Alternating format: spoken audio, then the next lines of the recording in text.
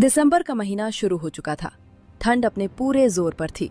सुबह और शाम को कोहरा इतना घना रहता कि दूर तक कुछ दिखाई नहीं देता था।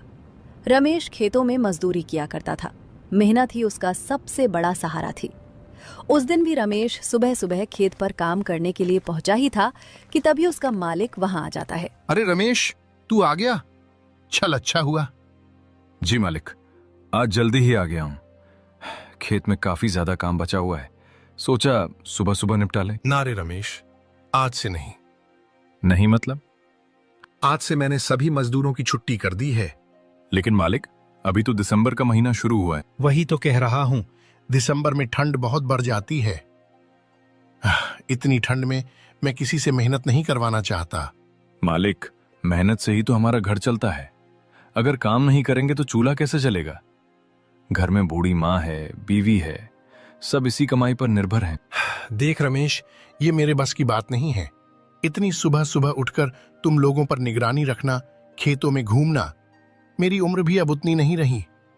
मालिक, चाहे निगरानी न करना, हम अपने आप काम कर लेंगे। आधी मजदूरी दे देना, पर काम मत बंद कीजिए। नहीं रे रमेश, फैसला ले चुका हूं। इस पूरे महीने कोई काम नहीं होगा। अगले महीने से फिर से काम शुरू करवा लूंगा। लेकिन मालिक, एक महीना बहुत लंबा होता है गरीब के लिए। मुझे माफ कर दे रमेश, मैं कुछ नहीं कर सकता। ये सुनकर रमेश की आंखें भर आती हैं। वो कुछ पल वहीं खड़ा रहता है, फिर बिना कुछ बोले धीरे धीरे खेत से बाहर निकल जाता है। रमेश, आज तुम इतनी जल्दी कैसे आ गए? सब ठीक तो है? कुछ ठीक नहीं है सावित्री। मालिक ने आज मुझे काम से निकाल दिया। क्या? अचानक क्यों बेटा?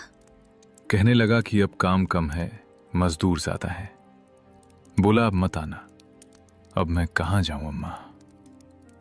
दिसंबर का महीना है, ठंड भी जान ले रही है। तो अब घर कैसे चलेगा?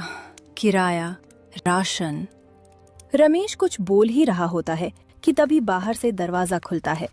घर का मालिक अंदर आता है। अरे सेठ जी, आप इस समय? सब ठीक तो है? देख राजेश, मैं सीधी बात करना आया हूँ। ये घर अब मैंने किसी और को दे दिया। किसी और को? लेकिन सेठ जी, ये घर तो हमने आपसे किराए पर ले रखा है। हाँ, लिया था, लेकिन अब मेरे हालात भी ठीक नहीं है। काम में बहुत नुकसान हो गया है। दिसंबर चल रहा है, खंड में पैसे कहाँ से लाऊं? इसलिए मजबूरी में ये घर भेज दिया। सेठ जी, लेकिन हम कहाँ जाएंगे? आज ही मुझे काम से भी निकाल दिया गया है। ये सब मेरी समस्या नहीं है। कल सुबह से नए लोग यहाँ रहने आ जाएंगे, इसलिए अच्छा होगा कि तुम अभी घर खाली कर दो। सेठ जी, इतनी रात में, इतनी ठंड में, कम से कम